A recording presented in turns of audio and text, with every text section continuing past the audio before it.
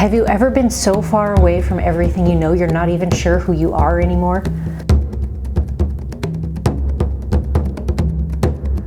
I'm Donna, and this is Some Bold Adventure, and it's time for me to tell the story of the biggest adventure of my life. It's the story of how I got here, and here, and even here. It's a story of World War II history, of family, and it's a hiking story, an adventure story. It's a story of pain and failure and overcoming. It's a story being pushed beyond your limits in both body and mind. My part of this story begins with an ending, here in hospice with my grandfather. A man who was smart and strong and kind. He and my grandmother lived in their house just a couple of miles from mine, the house they bought not long after World War II. They lived there until they went into hospice, both on the same day.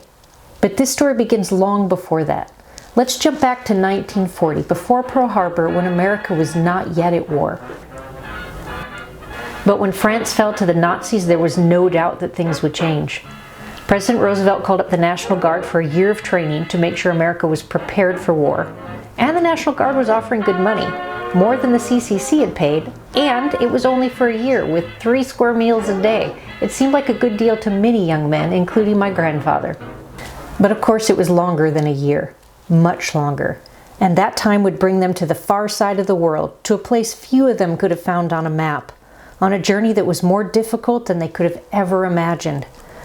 Trained and equipped to fight in Europe, they were instead sent to the jungles of New Guinea, an island off the coast of Australia.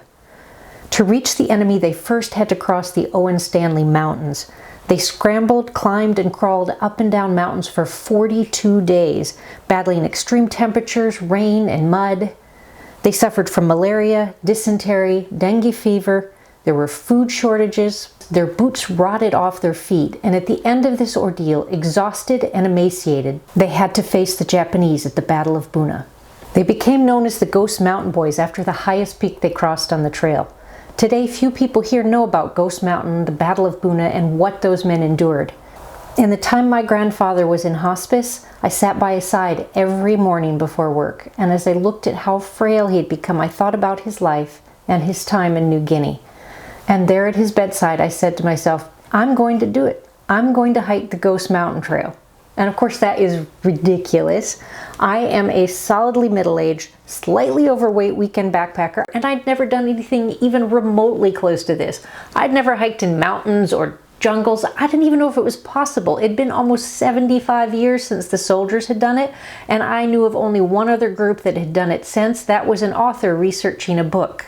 But there was no maybe I'll do it or I'll try and do it. It just clicked in my mind. I was going to do it. I would find a way. I would hike the Ghost Mountain Trail in Papua New Guinea. Within a week, my grandfather was gone and I was researching the trail.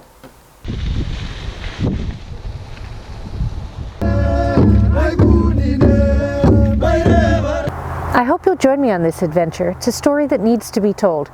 If you liked the video, be sure and hit that like button. Leave me a comment too, I'd love to hear from you. And subscribe to my channel to follow along on the adventure.